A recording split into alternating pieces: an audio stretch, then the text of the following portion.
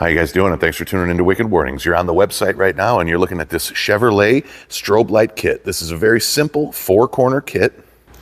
As you can see here, it comes with 4 amber mpower lights. It is displayed on a 2025 Chevy Silverado 1500, and it is all available as a turnkey kit.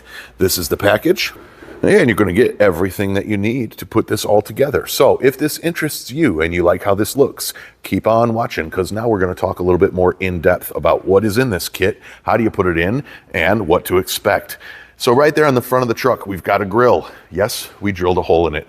It is very easy to drill a hole right there in the grill where you see our light and pass the wiring right into the headlight cavity outside the active shutters. You do not need to go through those blinds, the active shutters that close off the radiator. You go through over to the outside by the headlight, and it's a very easy install for those mpower 3 lights. Now we just used amber only, but of course we have those lights in other colors if you want. We're going to supply you the light. We're going to supply you some 3M Adhesion Promoter for the front and rear lights, because these are 3M self-stick lights.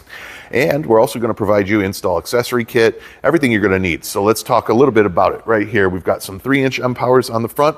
We're going to be extending those lights with 18-5 wiring. It's going to make it very easy. Extend both of those lights individually into the cabin of the truck. I do my syncing, my pattern selection, all of that right in the cab of the truck. We're going to provide a 3/4 grommet that will allow you to drill the firewall, to mount those, to run the wiring through, not mount, my bad. And let me show you real quick where we drill the firewall on this Chevy. Just so you know, here is where we're going to drill our switch.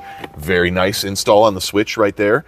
Behind here is your fuse box, where your fuse tap is going to grab power right from a pin in that fuse box to power this switch. Right down here is a ground stud, where you'll get a great ground for the whole entire system. And working here, you can see there's our telltale wire. And right here underneath our hood cable is where we drill and put in our 3/4 grommet. You can see our 2 wires coming from our front 2 lights, and then make sure you tuck this back up so you don't get any extra breeze in there. That's where the 3/4 grommet's going to go. You're going to run your rear wiring up through the factory rubber boot right about here for the emergency brake cable, and take it that way, and it'll drop out of the truck here and go right along the frame all the way to the back of the truck. Now, that's also going to be an 18-5 wire. And it's going to go right here first to the driver's side rear light, where you're going to be able to do all of your programming right there. And then we're going to jump right over to the passenger side light. Now, we're not running 2 wires from the back forward. That's unnecessary. In the front, it's just easier. In the rear, we'll run an 18-5 from the passenger side, jump over to the driver's side, and then run forward.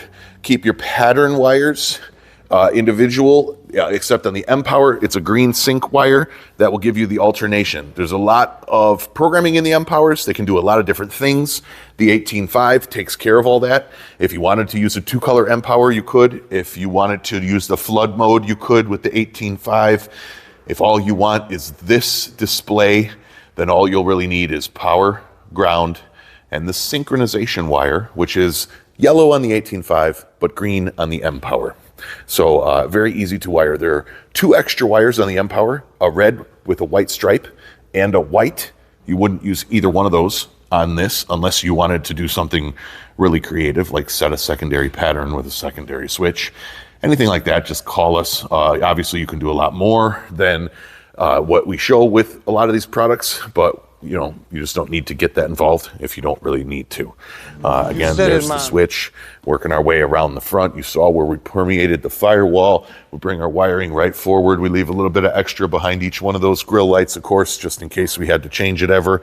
And that's how we mount this all up. Adhesion Promoter is going to go behind all them self-stick lights.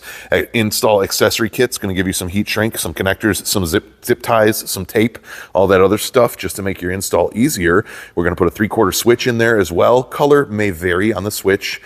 Just letting you know, it's hard to keep all of them in stock, so we may have a different color on that switch.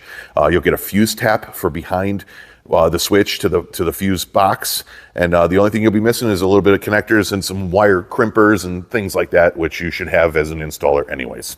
So any questions, please get a hold of us before you order, and I hope you like this kit. And we're at the 5-minute mark, so I'll close out right now.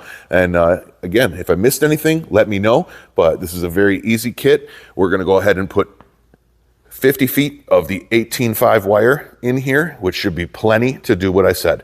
So once again, thanks for watching Wicked Warnings. Be sure to smash that subscribe and like button, and any questions, reach out to us before you order so we can straighten it all out. Thanks again for watching.